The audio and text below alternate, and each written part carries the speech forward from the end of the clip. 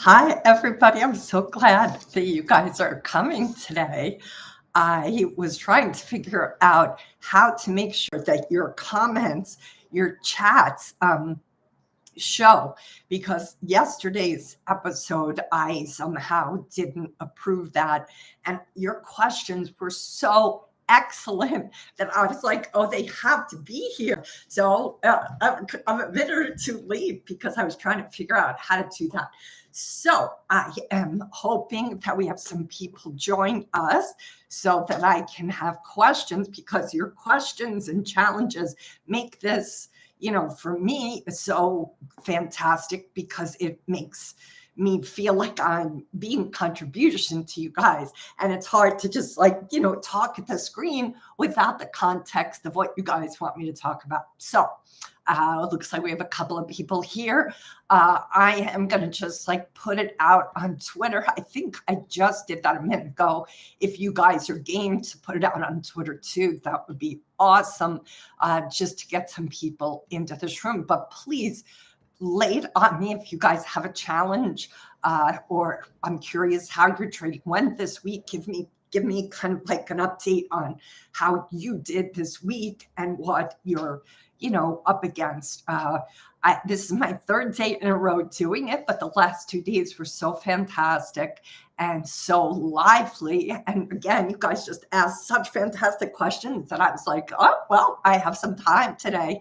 Let me make this happen again. So with our two people here who's present, do you guys have any questions that you want me to speak about? I was going to talk a little bit today about grit. But again, that is just to fill up in between when people don't have a chat or a question. So just put your chat or question in the chat room. Grit is a topic that I really love to talk about because I really feel of all the qualities a trader needs to succeed in this business, it is grit that is going to be the make or break. This morning, somebody put out on social media clip from Angela Duckworth's talk, which is called Grit. It could have a formal title, but it's all about grit. She wrote a book actually titled Grit. And I saw that little snapshot, the little short clip of it from that talk, 1 minute clip. And this morning I was like, oh, that's what I'll bring to today's conversation for traders and investors, specifically around this concept of grit. And grit, at the end of the day, what is grit? Grit is, her talk in her book speaks about her studying those who are able to succeed.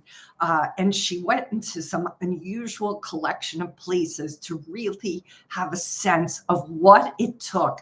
And she discovered, as did her colleagues, that it wasn't IQ. It wasn't a willingness to do homework.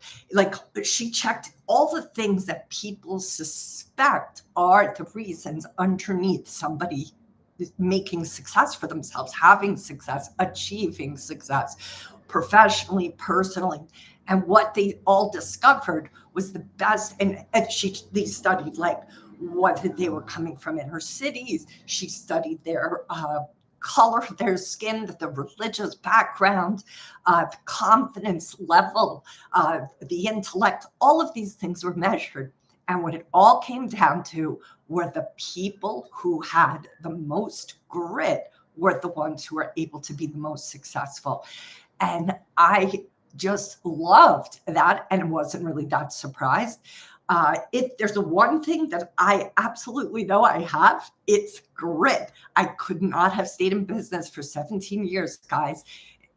Look, trading is freaking volatile, but I have to tell you guys, entrepreneurship is also pretty freaking volatile. And that's something that I often say about why I enjoy working with traders, because you guys organically are just like entrepreneurs. You basically, it's all you eat what you kill, so to speak, or you don't. And that's, again, a big part of the success. you've got to look at for yourself. If you don't have grit developed, or if you suspect that maybe you're not quite gritty enough, well, damn it, you better do something about that. I want you, of course, to always be studying. You can always become a better pattern recognition trader. You can always educate yourself into learning a new pattern, even if you've been doing or practicing one pattern for a significant period of time. But very few traders ever say to themselves, you know what I better develop is my grittiness. How gritty am I? And that is, to me, regardless of how much education you get, no matter how much you develop yourself and the pattern recognition, it's ultimately going to come down to your emotional. We talked about this yesterday. I came up with a great phrase I'm very excited about called emotional pattern recognition. How many of you get knocked out, get knocked over, get demoralized based on your emotions? And if you're not in tune to the emotions that constantly sabotage you or take you out of the game, then you have to become in tune to them. And if you begin to become more in tune to those emotions, I promise you potentially then move yourself in the direction of more grit. But part of what grit comes from is being able to be with hard to be with emotions, being able to be with them. And the word I like to use is surf them. If you don't learn how to surf the uncomfortable emotions, you aren't fully prepared, because at the end of the day, let's just think about it. Life is completely a crapshoot. I live on the big island. Maui just had some devastating, destructive fires. That is life. There's warning systems. We have a tsunami warning system for any kind of natural disaster here in Hawaii. It actually is tested on the first of the month, this horrific siren that's actually right across the street from my office. And it goes off to warn us that there's an incoming tsunami or some other kind of natural phenomena, because we're on these little islands in the middle of the Pacific Ocean. We're the furthest away from land of any islands in the world. So the nature of those tsunami warning systems and or natural disaster warning systems are to help protect us. None of them went off from Maui. So here people have this siren plan, and yet when push came to shove and it was really needed, it didn't even work. That so often is life. You make all the best plans, you try to be responsible, you try to plan for what could go wrong and come up with solutions. And yet when the shit hits the fan, nothing actually works for you. This is why it's so important for you guys to develop grit. So tell me if there's an example of when you have had to show grit in the chats. Nobody's chatting right now. I've been talking for a couple of minutes here. So 8 minutes. So somebody give me something to work with, please. And tell me what you guys, how you interpret grit, or if there is a moment from your life or your trading where you guys know that your grittiness is what saved you. I would love to hear that story if you're willing to share. I just want to say that one of the things when I first got to Hawaii, I was starting to paddle. I've talked about this a little bit, but I loved outrigger paddling. And one of the things that happened when I first got here, especially because I'm a haole, which basically means a white person. Haole, technically, when Captain Cook first set on these islands, the way Hawaiians greeted each other was forehead to forehead, nose to nose, and you exchange the ha. The ha is the breath. So when you were greeting somebody, you would, it's still done today. I have some Hawaiian elders and teachers that I learn from, and when I meet with them, we will exchange the ha. And because that was the greeting that was practiced for so many years, when Captain Cook came to this island, before he caused all his trouble, he met the chief here, Kamehameha, on the island of the big island of Hawaii, and he didn't understand. didn't know there was this concept of exchanging the ha. So what did he do? He put his hand out to shake the king's hand. And so what everybody said about him in that moment was he must not have breath, because if he's not wanting to exchange his breath with our king, well, that must mean that he must not have any. So that's ultimately what howling means. It means a person without breath. But in the pigeon slang, what it means is a white person. And let me say, howling usually isn't meant in a loving sort of way. It's sort of like, there's a key word before it, which is usually that this is a fucking howling. So let's just say I experienced some of that vibe of me being the fucking howling when I first got here, because I joined a canoe club that was filled with a lot of local people. And honestly, most white people from the mainland don't come in with the most gracious respect towards traditions in ways that are different than their own. And there's a lot of times where people from the mainland, never mind a white person from the mainland, will be like, oh, how we do it back on the mainland. And I can tell you, most locals don't really care how a white man does it on the mainland. But because of those people, they have set sort of a bad precedent for most of us. And when anybody new comes along, they kind of have to prove themselves. They have to earn the respect that they're not going to be like that.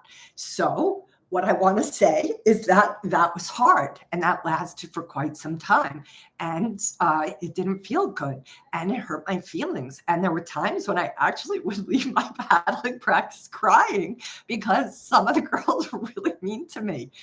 And a lot of times I had some friends here tell me that maybe I should quit and maybe I should go to another canoe club where there were more howlies, so I wouldn't have to be up against that. But this is what I leaned into. There's a moral to this story, I promise. What I leaned into was that I have ridden the subways late at night with gangs. Like, that is something I had learned how to navigate as a New Yorker. And I thought to myself, wait a minute, I love this canoe club. I loved already so many people that belong to that canoe club.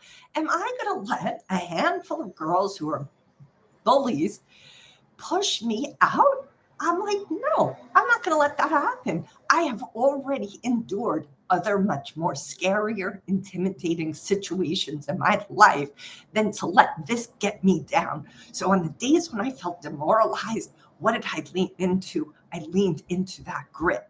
And I want you to think about where you can lean more into your grit. Everybody listening to this call, anybody who ever listens to this conversation, I'm telling you, you have already had to show grit in your life. Part of what happens when the shit hits the fan is you forget. You forget that you've actually survived something just as difficult, if not maybe more difficult than what you're up against to now. All right, Thomas, you have a question here. I'm going to look at that. I think I showed grit by buying successfully at higher and higher prices successfully on my way.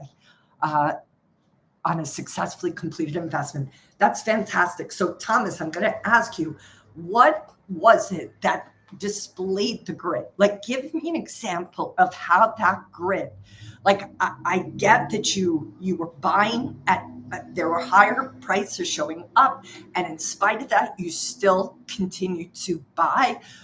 But I'm curious, what is the evidence for the grit? I want you to get very specific for a reason, because part of what is going to help you the next time you're up against a huge challenge is for you to be able to lean in on what specifically you did, how you responded as opposed to reacted.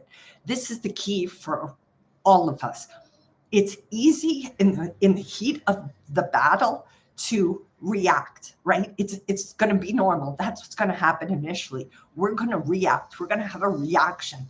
But what you want to start to learn how to do is first notice, oh, I'm being triggered. Oh, I'm being really kind of like something is pushing my button internally.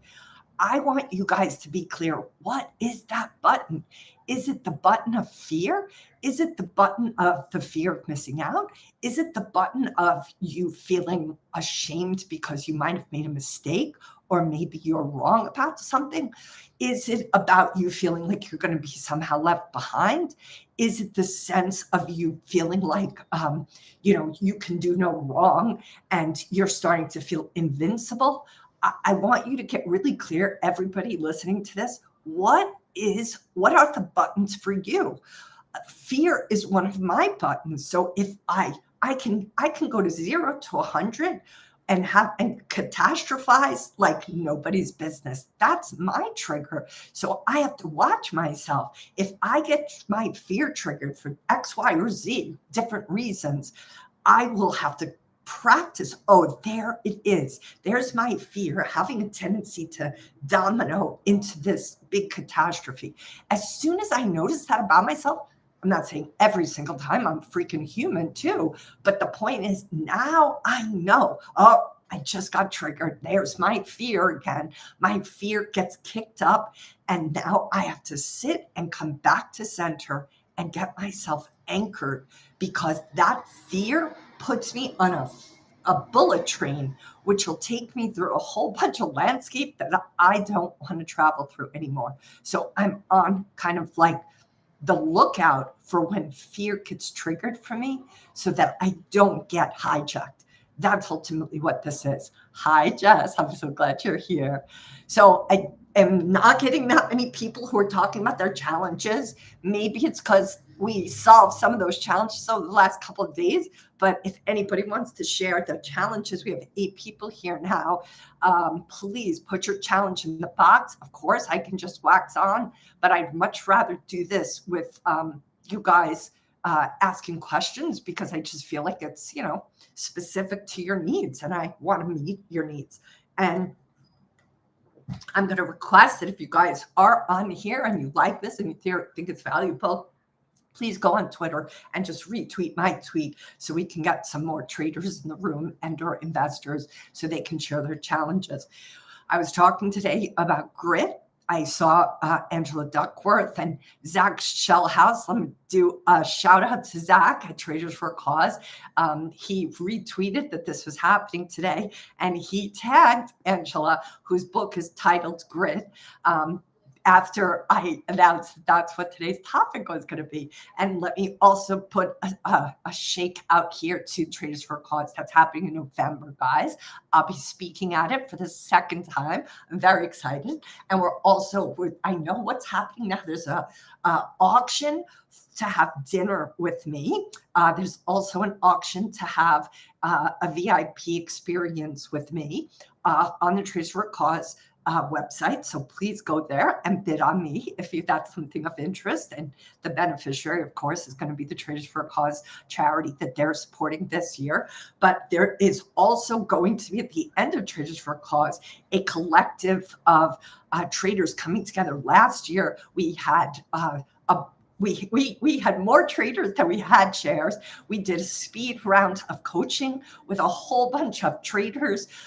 16, I think we had in the end, talking about different challenges. We had some heavy hitters in the room, some very successful traders. And I just think we had some, fairly new traders that were there. And it was just so beautiful for the newer traders to hear these veterans talk about the challenges that they have that were so similar to these newbies' challenges. It just, I think, normalized for the new people that, like, this is part of trading, guys. It's not going to go away when you've been here a lot longer than you are right now. This is just part of the experience of trading. All right. So Shane, you have a question here. I felt that fear after a few losses today had ended up a small red day. So it sounds to me like you saw, Shane, you tell me if I'm right. What I'm seeing here is that you felt the fear, you tuned into it. And because you tuned into it, you were able to cut back and not have a bigger down day. Is that what I'm hearing? And if that's what I'm hearing, I'm so proud of you. Good freaking job. Well done. This is the Simply Notice, guys. I talk about Taming Her Gremlin all the time. Taming Her Gremlin is that book by Rick Carson. And if you haven't watched that interview on my podcast, you go to it as soon as this is done today. Rick Carson is like, I interviewed him not even a couple of months ago, and we had this whole conversation in that podcast about the monster of the mind.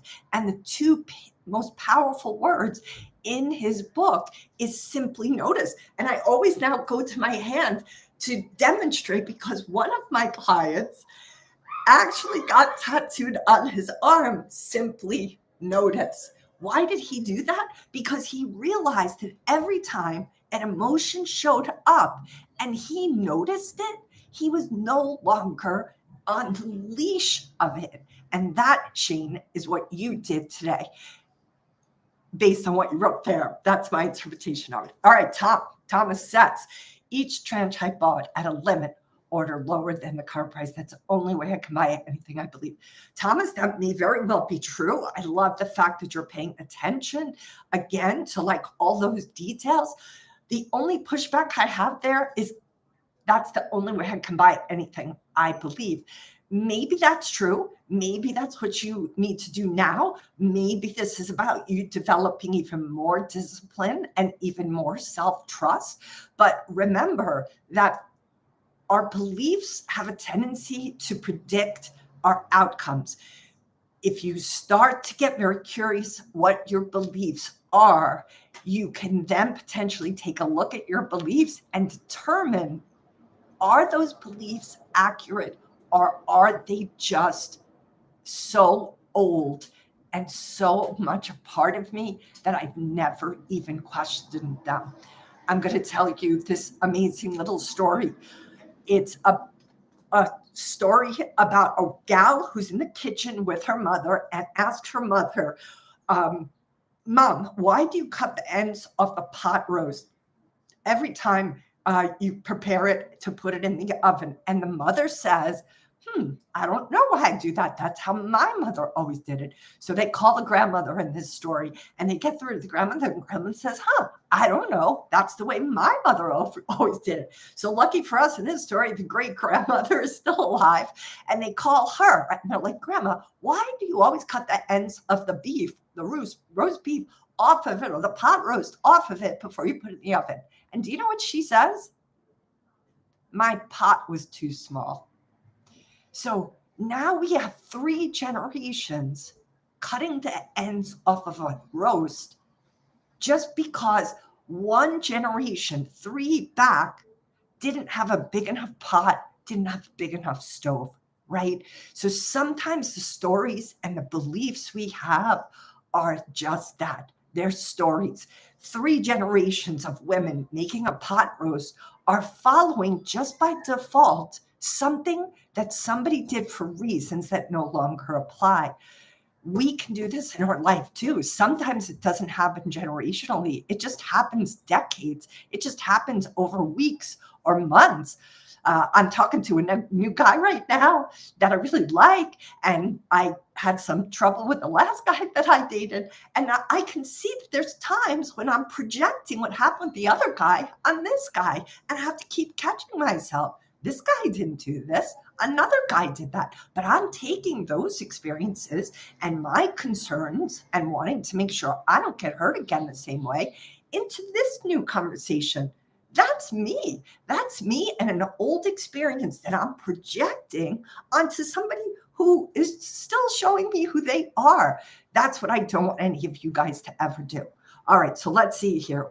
What was the question? Jess, I'm struggling with getting out of the safe zone of trading. I love learning, staying small so I can stay safe. But after 3 years, holy mackerel, Jess, 3 years, that's long.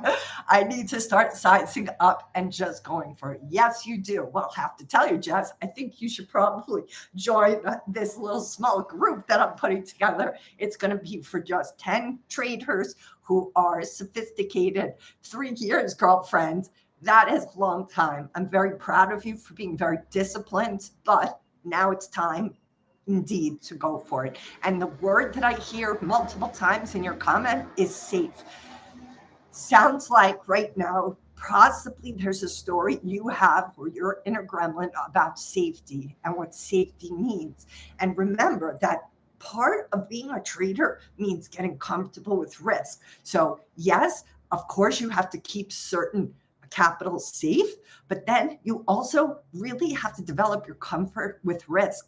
And that's going to be a non negotiable as you trade, especially for the long haul. Risk has to become your friend. Comfort with risk has to become your friend. So again, for the first 10 people that reach out to me, we're going to start this September. Is it September 4th? I have to look at the calendar, but it's the first Monday in September. It's going to be, again, for this small, intimate group of 10 traders. They're going to be 90-minute coaching per month. It's not going to be published online. It's going to be private, and it's going to be a commitment of 3 months. So if you guys want more information, send me a DM on Twitter, and I'll hook you up with that. Jess, I would recommend that. I think you would get a lot out of it. But here, let's just talk about it straight out of the gate. Sometimes, based on the family of origin we're coming from, based on our life experiences, based on the reward systems that life has given us, safety, just the concept of safety, can mean a lot of different things to a lot of different people. So what I would suggest is that you start to do some kind of like inquiry for yourself about what safety means to you. Now, maybe it means a certain level of financial safety. Maybe it means a certain experience that you have with the people that are in your life. Maybe it means not feeling like you don't want to worry too much at night when you sleep or over a weekend. I want you just to really get curious about what safety looks like, feels like, tastes like. And after you do that, here's the other assignment. I want you then to start to come up with the different things in life that made you feel safe. And here's your second column, all of the things that made you not feel safe.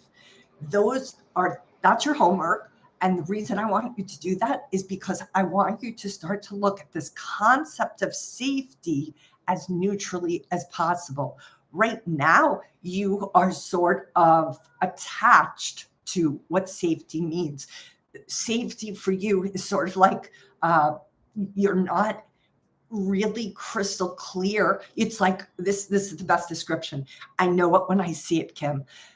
I want this to not just be like, well, I know it when I see it. I want you to be like a Hercule Poirot, Agatha Christie's, famous investigator. I want you to look with neutrality at all the places you felt safe and all the things that happened that made you not feel safe. What this is going to do is help you look under the hood of what safety and risk mean to you, which aren't necessarily that far apart. Sometimes we can discover. So just let me know if you'll take that homework assignment on. Yes, I'll message you for more info. Perfect. I'm so glad.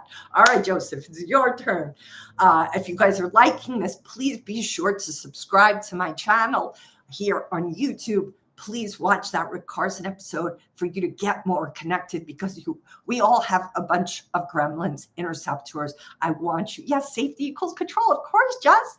Of course. And look, there's nothing wrong with wanting safety or control. However, it could cost you. And if it's it feels like 3 years is too long, Jess. That's my heart. I have to hear more about you. Maybe you've been trading part-time. Maybe you have other responsibilities and jobs, but something tells me that 3 years is too long for you. And when safety and control become the leash that we're on, you're not going to be able to pivot the way you need to, and never mind make the money. All right, Joseph, I'm sorry I interrupted myself there, but I want to look at yours. Okay, Kim, I've thought about what my biggest struggle in trading that have held me back. I've deduced the fear of failure causes impulse behaviors.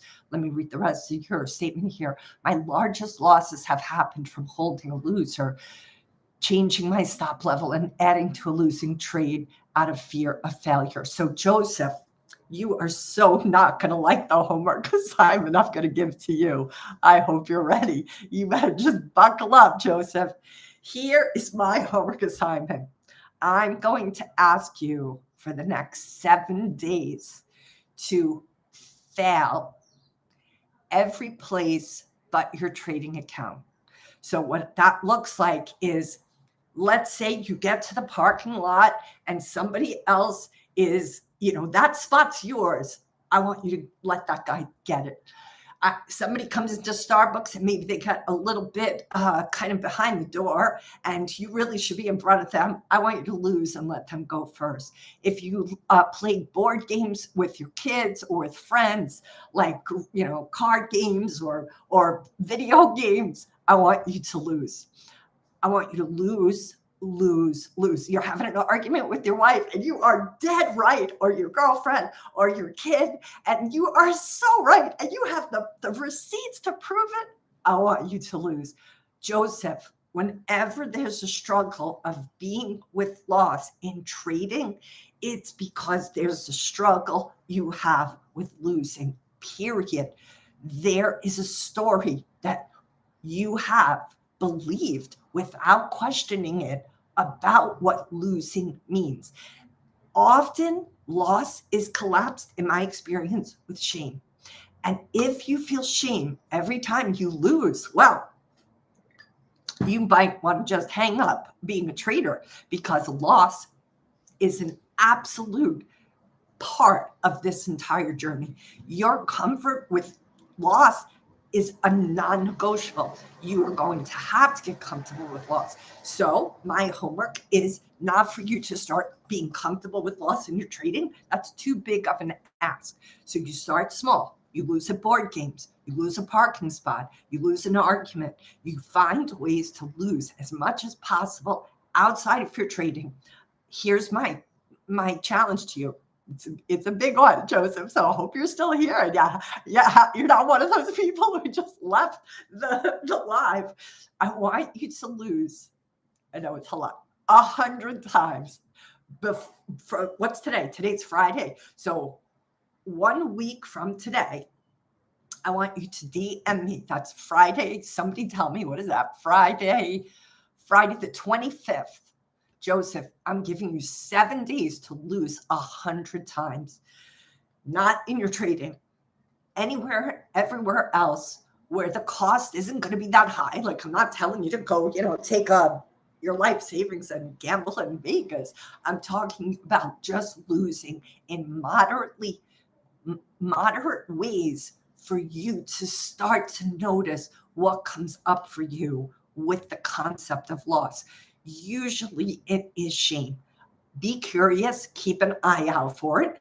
Look at what happens as you step into this concept. See what comes up for you.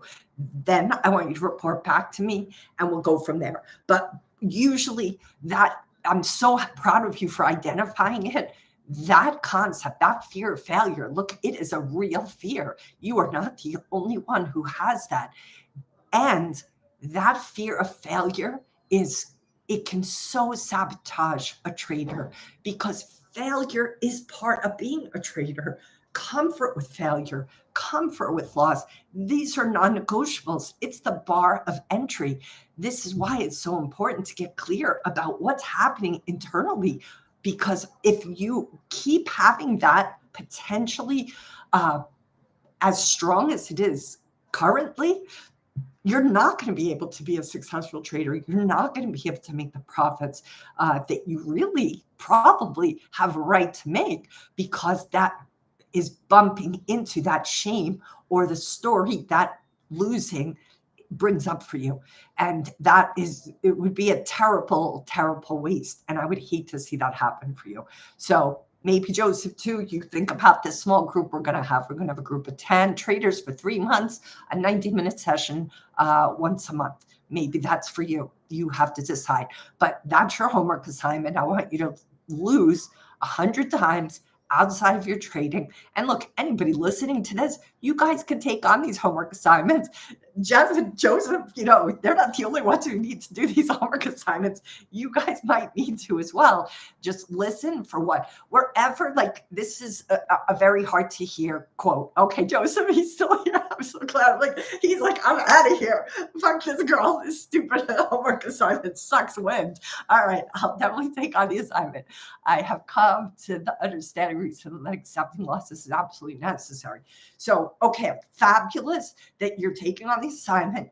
Fabulous that you understand that accepting losses is necessary. I'm so proud of you. But let me just say, That is just the first step. And let me explain. Knowing that you need to get comfortable with loss is different than being comfortable with loss. Does that make sense? I'll say it again. Knowing you should be comfortable with loss is different than being comfortable with loss. This is the big, big distinction. Most traders, to be honest, are very smart people. They're intellectuals. They're in their brain all the time. They can think their way out of anything.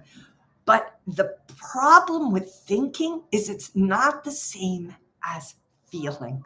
And so, what people often try to do, maybe this is you, Joseph, maybe not, is that we have a tendency to think our way out of our feelings. We think, oh, I can think my way out of that feeling. No, you can't. You cannot think your way out of feelings. There's only one way to process feelings, and that is to feel them. And that's what I want you guys to really get. If you get nothing else from this conversation right now, I want you to get that you have to feel your way out of your feelings. And that means this is not about being logical. This is not about like, oh, well, I've just been told what to do. No problem. That's what I'm going to do. It's not that simple. You can have all the specifics in front of you. And if the emotions haven't had the practice, the grit, then it's not going to be doable because we're all emotional beings. All right, I'm trying to remember to put this in here. Please sign up for Curtin Call, guys, if you haven't already. We got a bunch of signups yesterday, so thank you to all of those. If any of you are here to sign up yesterday, but I keep forgetting to put that out there in the middle of this. Ooh, I just had something almost blow over because we got a good breeze. All right, yesterday I talked about this emotional pattern recognition. In the end, Joseph, that's what I'm suggesting for you. I want you to start to notice when you get that experience of being hitting up against failure, right? The fear of failure, or the experience of loss during your homework assignment when you practice it. I want you to observe for yourself what is being triggered. What emotions do you feel? And more, where do you physically feel it in your body? That's what I want you to start paying attention to. And maybe, Joseph, if you're still here for this moment, close your eyes and let me just speak you into your body. What I always say to people is closing your eyes helps because it gets you a little bit into your body. It takes you out of the thinking mind and into the feeling part of yourself. So if you're willing to, Joseph, and anybody here that wants to do this, just close your eyes for a second and imagine yourself taking kind of a metaphoric elevator from your head, from your brain down into your body. And first of all, I just want you guys to just like notice what it feels like to be you in this moment. Notice what it feels like to be in tune to your body. I mean, like this, all of this isn't something more normally most of us are in tune to enough. So I want you to just notice now, Joseph, as we're talking about this topic, where do you physically feel the discomfort of loss? Where do you physically feel the fear? Is it in your belly? Is it in your shoulders? Is it in your back? Is it in your head? Like, there's a spot. And if you're comfortable enough, Joseph, just put it in the chat. Like, where is that fear physically live? Because it lives someplace. It is not up here. It could be pain in your head, but it's not your brain. It's a physical, emotional living of it inside your body. And this is for all of us. And this is, you know, you guys, if you've listened to anything I've talked about, I talk repeatedly about my 5 practices. Those are in my book over there in the Transforming Wall Street. This is practice 3, emotional non-resistance. This practice saved my life. Remember, guys, the reason I do this work is because I had to do so much work on myself. I had a very unusual childhood. That is putting it mildly. And I am telling you, all of these practices, I am constantly advocating to you guys, it's not because I think they are like, oh, this might help. No, they fucking changed my life. They saved my ass. And I know how powerful they are. And that's why I advocate them all to you, because they absolutely changed me. Okay, usually in my chest, I feel defensive, irritated, frustrated, typically when coming into the snare.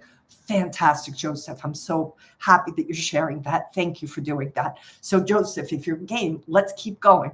So, what I'd like you to do now is just keep your eyes closed. Let yourself just tune into your body. First, Joseph, I'm just going to ask permission to coach you. I mean, I haven't asked anybody that, but especially because I'm about to do this. So would you just please put in the chat, Kim, yes, I give you permission to coach me.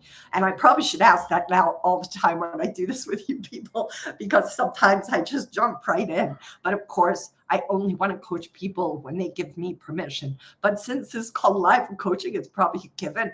I'm sorry to interrupt the flow, Joseph, but just say yes, Kim, because I want to walk you through this process, but I also want to only do it if you give me permission. Okay, thank you. Oh, you just reach out to me on Twitter? That's all right. That's awesome, Joseph. I know exactly who you are now. Okay, got it. All right, so Joseph, here we go. So I want you to close your eyes and look. If anybody else is listening along right now, do it for yourself. So Joseph, I want you to take that sense of your attention now, and I want you to bring it to that chest, right? You said it's your chest where you feel that start to come up. So what I would like you to do is just start to notice what that irritation, frustration, defensiveness physically feels like, right? There's a sensation happening in that chest. And here's the thing. I want you to turn the volume up on it. I want you to make it stronger. It's not going to feel comfortable, but we're not going to stay here forever. But I want you to, keeping your eyes closed, see if you can ratchet it up. One of the words that might help you get more connected to that is look for the contraction, right? There's a flinch or a contraction that's happening.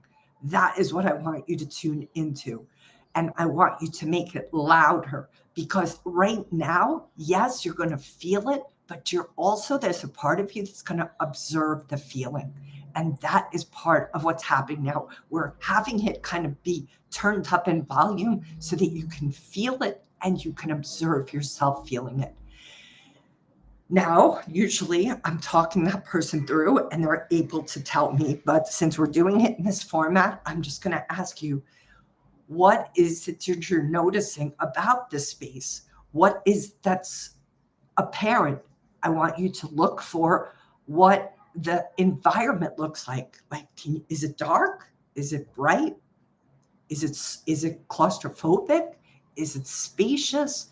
This space, as you visit it, just see if you can give me a couple of words for me to have a sense of what that being deeper in your chest, in that contraction, when failure's afoot, is for you.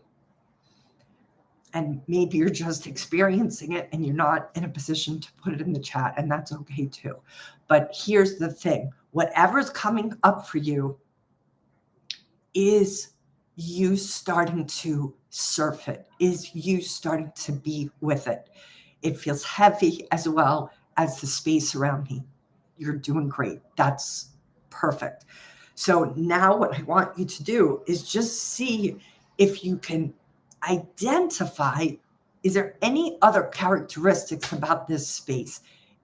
Or is it damp or wet? Is it dry? Is it hot or is it cold? And here's another question I want to ask you. Is it a place you've been to before? Is it familiar? Do you know this place?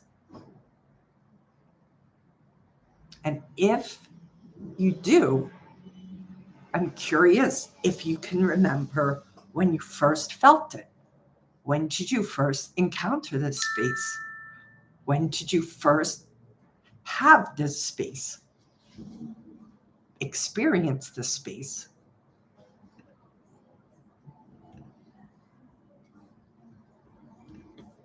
Now, I want you to just notice what it feels like.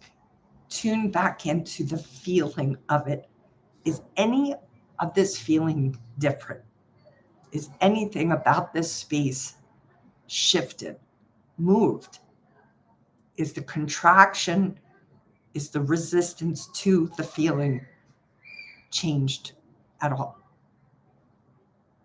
And thanks, Joseph, for doing this. That's a very courageous thing to do, this particular exercise through chat on a live YouTube. So good job, you. If you're able to share, please do. Ultimately, what I'm doing with Joseph and walking him through is tuning in to the hard to be with emotion that's inside for him. All of us have hard to be with emotions. And part of this technique that he's practicing, and hopefully others are practicing, is you starting to be with that emotion. The thing about emotions is that we need to feel them for us to process them. And Joseph, I'm going to just walk you back up and out now. You're going to do whatever you can to sort of acknowledge and thank this emotion, this heaviness, this contraction, this sense of irritation and frustration. You're going to do what you can to express gratitude to all of what showed up in this experience, because what is so beautiful is that it all revealed itself to you fairly quickly, also through a chat, right? We're doing this virtually. And yet all of this internal connection is unfolding for you. So I want you to do what you need to do to thank it. Thank you for connecting with me. Thank you for letting me surf this. Thank yourself. Thank all of the feelings inside of your chest, and do what you need to do to tell it. You will come back to this place. You will come back and visit. There's more that it likely has to say to you, more it likely has to feel. And what I'm saying and suggesting is that you will come back to this spot and practice being with it and feeling it in the future. But for this moment, I want you to now come back to the chair you're sitting in. I want you to take in some nice deep breaths, some oxygen. And when it feels like the right time, you want to open your eyes and come back to the room you're sitting in. Come back to yourself and just share, if you're open to it, what that experience was like for you. This practice, I call it emotional non-resistance. I have a couple of teachers in this department. One of those teachers is Raphael Kushner. He is somebody too that I interviewed on my podcast. Highly recommend you watch that episode with Raphael. He is the teacher that changed my life when he taught me how to practice he calls it emotional connection. I've renamed it emotional non-resistance because, I wanted to give it my own name. That practice is absolutely the biggest game-changing practice I've ever learned, because it taught me how to reconcile and be with all these hard to be with feelings that I had inside of myself since I was probably in my mother's womb, that I had never had a chance to ever reconcile with. And learning this technique has set me free on multiple platforms, multiple ways. Okay, so Joseph, thank you. Really helps visualize everything surrounding loss and failure. Helps me visualize the roots of where it may stem from. Thanking it and welcoming it. Much easier said than done, though. It will definitely take time, and I'll continue to practice this. Good. It does take time, Joseph. And here's one of the quotes that Raphael taught me. This practice is simple, but it's not easy. Simple, not easy. The key here is and let me clarify too, when I said I wanted you to thank it, I didn't want you to thank so much the experience of the shame. What I wanted you to thank was that they were revealing themselves to you, that they didn't hide from you, that they let you look at them for what they were, that it was heavy. That is awareness. Like, you seeing that it was heavy and feeling that it was heavy is part of the key of you becoming untangled from the heaviness. And you can't get untangled until you look that dragon in the eye. A lot of these emotions and hard to be with feelings are sort of the dragons that none of us have wanted to reconcile with. None of us have wanted to look at them because it's fucking scary to look at them. It's hard to look at them. It's uncomfortable to look at them. It's painful to look at them. All of this is understandable. So we have to have a lot of compassion for ourselves, a lot of compassion for the journey of being willing to look at them. And we have to really take our time. We can't do this overnight, guys. I know everybody wants a quick fix. Everyone wants a pill to take. Everybody wants a Ozempic shot in their belly so they don't have to go on a diet. Like, I get it. We are a fast food kind of culture where we just want it now. But that is not the way emotional non-resistance work. We have to do it piece by piece because our whole system has been coping for a really long time without being with it. So it's like I use often the surfing metaphor for a really good reason. If you want to surf, you have to surf on small waves. You have to learn how, first of all, to build up the stamina of what it costs to just paddle out to the wave. That is so much work. If you guys have ever surfed, like, most of the work is the paddling out against the current to get out there. You have to be really strong. When you start surfing, you can't surf big waves. That's why I love having Shane Dorian come on my podcast. He's a big wave surfer. He talks all the time about how people like see the big wave and they're like, oh, no, you have to start with the small waves. You have to work up to the big waves. The same is true with our emotions. You can't expect yourself to be with a bunch of hard to be with emotions like in a heartbeat when you've basically had your body, mind, and soul working overtime to keep you from those feelings. So you got to do it in small chunks, small increments, so you don't go on tilt. And this is Raphael's great phrase. He says all the time, you go as fast as the slowest part of you can go. You go as fast as the slowest part of you can go. What does that mean? It means you don't want to put the pinball machine on tilt. I'm probably, aging myself by using that quote. I'm very curious, out of our 8 people here, how many people have ever played on a pinball machine. But one of the things that happens on a pinball machine when you're very anxious to win is that you can easily tilt the machine because you start jacking up and down the machine because you're trying to get the ball where you want it to be. But what happens? The machine goes on tilt, shuts down. You are just as sensitive as that machine. All of us are. We cannot put ourselves on tilt, but we don't have to. We can just take small incremental steps. Today, Joseph, you spent a couple of minutes with a hard to be with feeling that you had not ever done that before. Now, my homework assignment to you would be, perhaps we'll give you a week as well. In 1 week, I would like you to come back, having done that experience, a minute. Like, what were we in there? A couple of minutes, Joseph? Not much longer than that, maybe 3 minutes at most. I want you to take 1 minute, 2 minutes, maybe 3 minutes. And again, you could come out, back up anytime you want. Nobody says you have to be in there for 3 minutes. You stop when it feels like you've hit your tilt.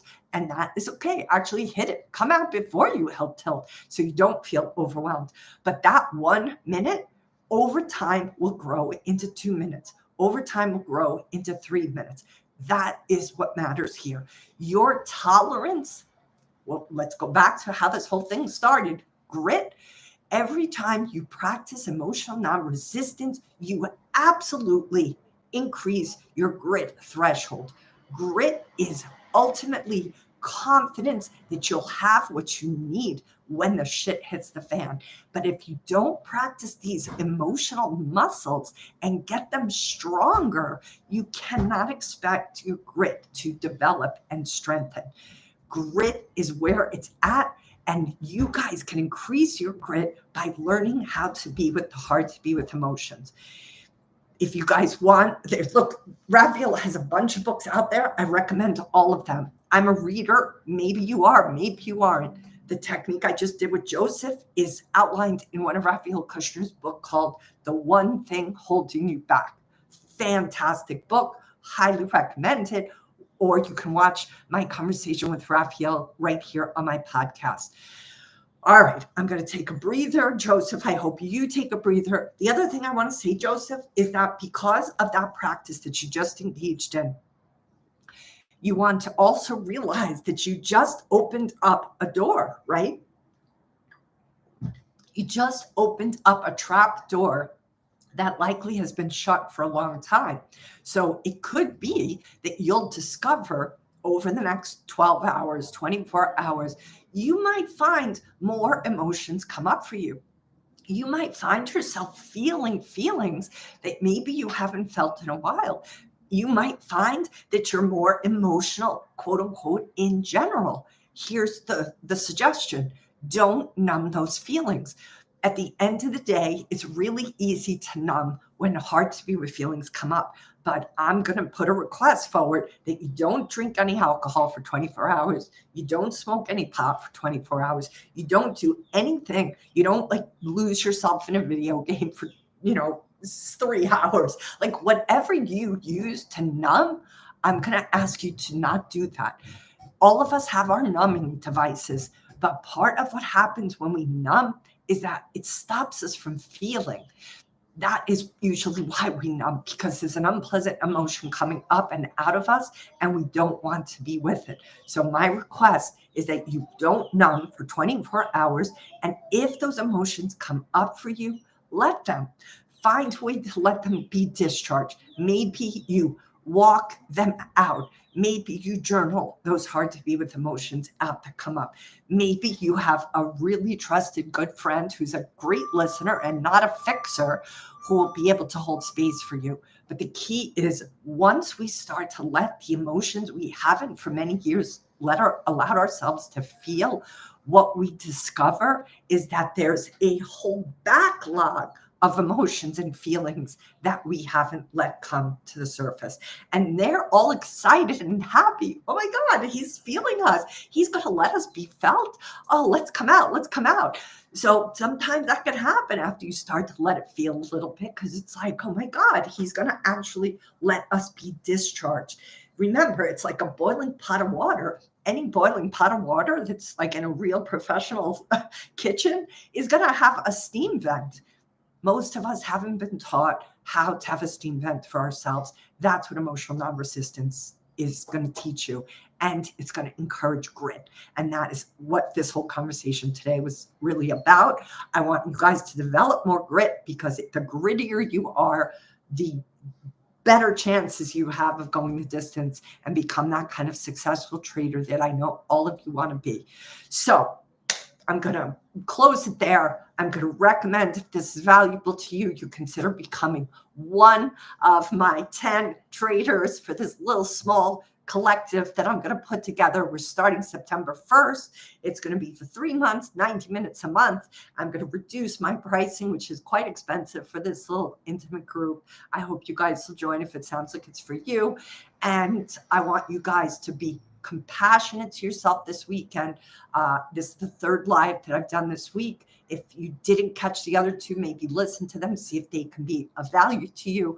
It is so my pleasure. Thank you, Jess and Joseph and Shane and everybody else who's here. You guys are just so incredibly willing to do the hard work. You're so vulnerable. You ask such great questions. You're so heartfelt. I can feel it even though I can't see you. And I appreciate all of you. You guys can do this. And I really hope that the work that I put out there can help you succeed at this with less time and with a lot less pain and a lot less suffering. That's ultimately what my goal is. So thank you.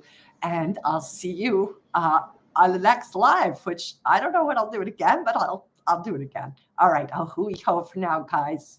Be well. Have a great weekend.